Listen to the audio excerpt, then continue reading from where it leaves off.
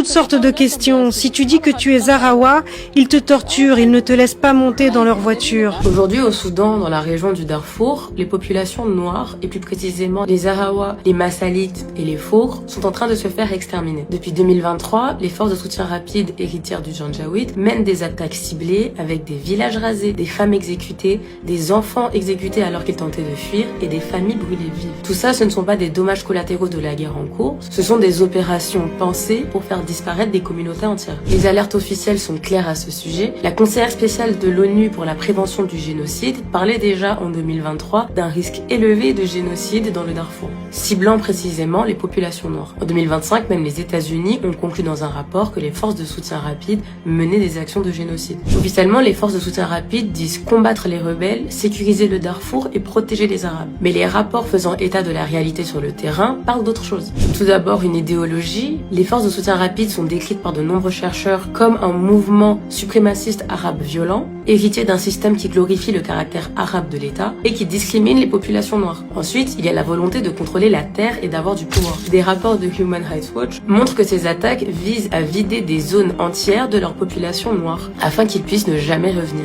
L'objectif est donc assumé, il s'agit de vider certaines zones de leur population noire afin de les remplacer, de contrôler les terres et les ressources. Enfin, cette violence raciale est comme toujours aussi sexuelle. Des missions de l'ONU rapportent des témoignages de où les miliciens auraient dit à des femmes massalites qu'elles seront obligées de donner naissance à leurs bébés arabes. Nous sommes donc bien face à un génocide où des populations noires sont systématiquement expulsées, massacrées afin d'être remplacées.